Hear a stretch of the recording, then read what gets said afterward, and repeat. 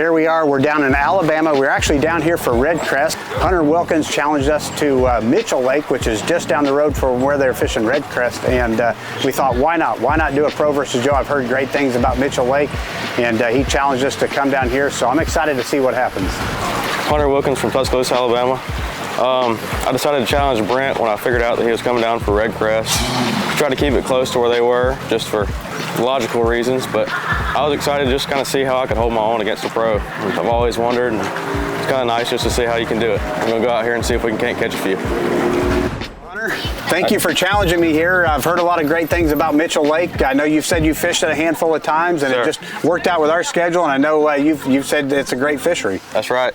We're going to go out here and see if we can't get a hold of some of these big Alabama spots and show them what it's all about. I know there's big spots, but I know there's good largemouth as well, and who knows what they're going to be doing right now. So we're just going to have to go put our heads together and figure them out. Figure them out. So, well, cool. Well, let's get out there and give it a try. Yes, sir. All right, let's go.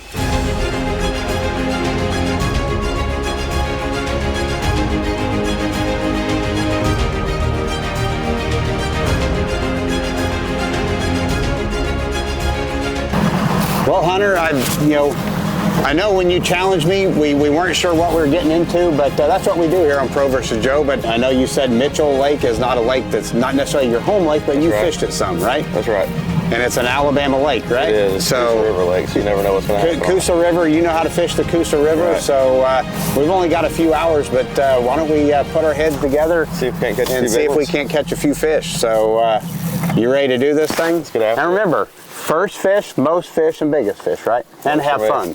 Works so let's do it. Okay, Hunter, so we're to our first spot here, and it's the Coosa River, and it's got the water willows, docks, a lot of spots and largemouth. I noticed you did the typical Alabama thing of picking up the swim jig.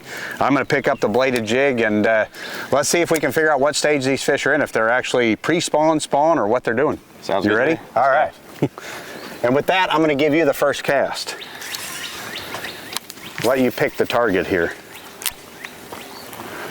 Hunter, that's what I love about fishing in Alabama, but especially the Coosa River, is it's a shallow water fisherman's dream. You got the water willows here that kind of look ugly right now, but they get pretty real soon. And then these docks, and the docks are a great place too if you can get a bait underneath them. It's one thing when you're fishing a body of water like this, you may not know a lot about it, but when you see a piece of structure like this being this great big dock that has shallow water to deep, I mean, fish will just live in this thing for their whole lifetime. So it's just a matter of being, right where the current comes through, and a lot of times it's just a matter of, figuring out where they're sitting, and each day they may sit somewhere different based on the weather, the current, or any of that stuff.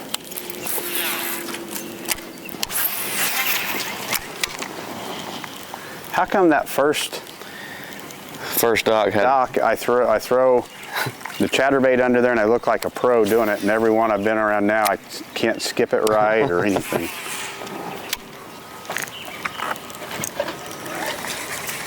Oh! Hunter, that could be a valuable fish. I don't know if he counts as the first or not, but it might be a half or something. What is the length limit in this lake? Is it 12 inches? I think so. Well, then he's probably... It may be 14. Not a giant, but let's just see. We'll see how big he is. See, he said it might be 14. That's if this thing's not 14 inches, he's going to be like, it's 14 inches. Let's just see. He's 13 and a half. So we might have to get some clarification on that one, but that was a valuable fish, but on the bladed jig, largemouth though. Thought we would have seen a spot out here on the big spot. I think that's the first one of those I've ever seen. Yeah, exactly. It's quite a little setup they got there. Apparently, plane ramps aren't as good as boat ramps. Of course, now a boat ramp would be concrete. That is true. And that's wood, so maybe that's why. Fish.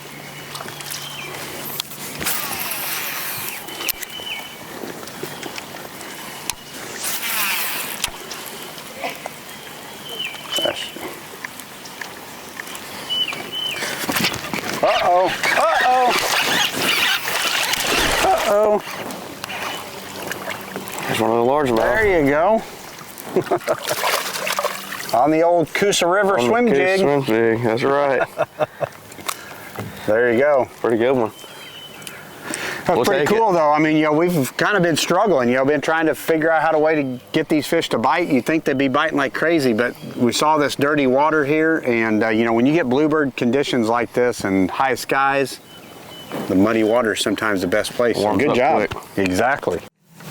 Well, Hunter, we tried the docks, one little one. So I think we both agreed, how about go look for some current? That's right. When you get bluebird skies like this, I think we both agree that current is always your friend, so let's go find some current. Sound good? All right.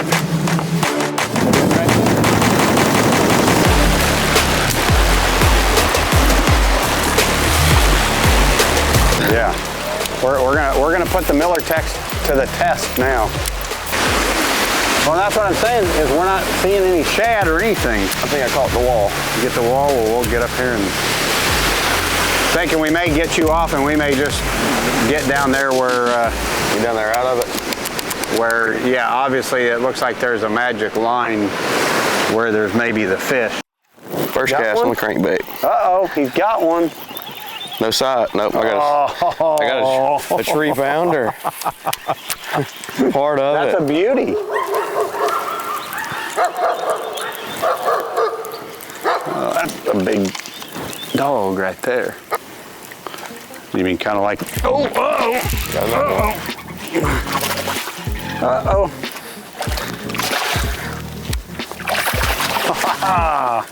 Spotted bass on the old chatterbait. There you go. Find some dirty water when you get the bluebird skies, and that's what you get. Hunter, that's a couple there. That is. I can't believe they're not hitting the swim jig too. Especially shaking it. Yeah, I mean, who knows? It's the thing I struggle with a swim jig is, you know, you hear guys that slow roll them and do all this crazy stuff. To me, the chatterbait just kind of does it all. Yeah. You know what I mean? Does it all. I don't have to shake it. I just reel it and. There he was. That one? Is that a fish? That was a fish. He nailed it. Back us up a little bit. Dang it. Where is it at? It came out, came out. He came out? Yeah, we're good. He's over on this side now. Oh, there he is, yeah. You'll ease over, I'll grab him for you. Here, I'll get him. You're good. Just okay. There he came out. Come on, baby. Nope, he did not come out. Oh, shoot. He's wrapped around it. This is gonna make some good TV.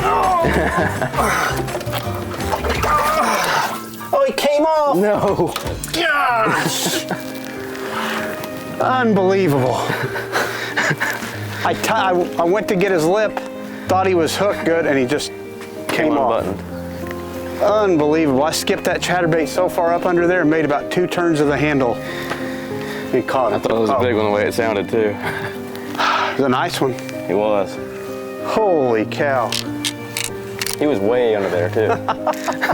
From that shade.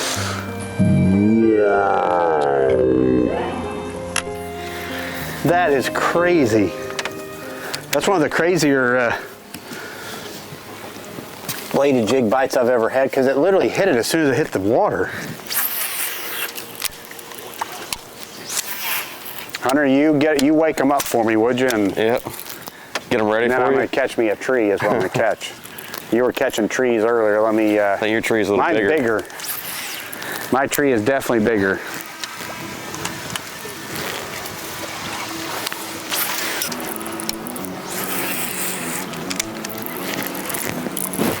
Fish?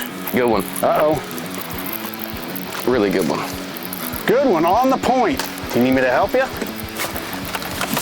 How big is it? Big spot. Uh-oh, big spot. Right on the point.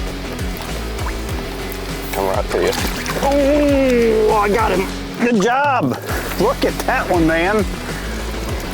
Showing me up with the big old spot. Coosa River unicorns right there. Dude, good job. That right there shows you. I mean, that's what the Coosa River is known for. I mean, look at those spots. It's footballs. Yeah, I They're mean, all absolute fat spot on the old chatterbait. On the chatterbait. Good job, man. Excellent. We gotta get a photo of that one. Yes, sir. Right where he should have been, up there. Right there around the tree. Mad around the tree. Oh gosh, those have got to be spots. You know what I mean? They're slapping at it. Yeah, I mean, because that's how stupid spots do. They're annoying.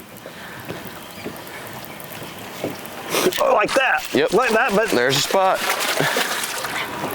That is crazy, and it's a spot. Look at that. I gotta say, I have not caught a lot of spotted bass on a bladed jig. I can just say, I mean, he just knocked the fire out of it, and I missed him. I threw right back in there and caught him. So that's how. But that spots are famous for doing that with other baits. Hunter, I'll tell you what, I've had an absolute blast today. It started out as a grind, but we've put our heads together and we've really put together a pattern, and I've had a lot of fun doing it. Has not been easy, but with that being said, unfortunately, every day has to come to an end. So how about 5 more casts? That'll work. That'll work. All right, 5 more casts. Let's make them count. So you can still win everything right here.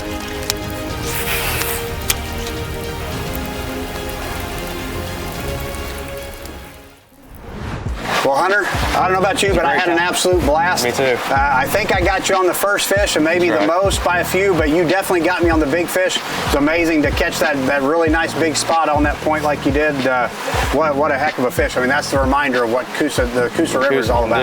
So, it's all one cast. One cast can change a day completely. Without a doubt. So that's right. I wish we could have stayed out there and fished a lot longer, but you know, with that being said, we had a great time. We get to hope we do it again. Yes, sir. And on, you know, just for us saying thanks for coming out. Here's a little gift from Bass Pro Shops. Thank you. Enjoy that and go get you something nice. Yes, sir. Absolutely. Thank you. Thank you.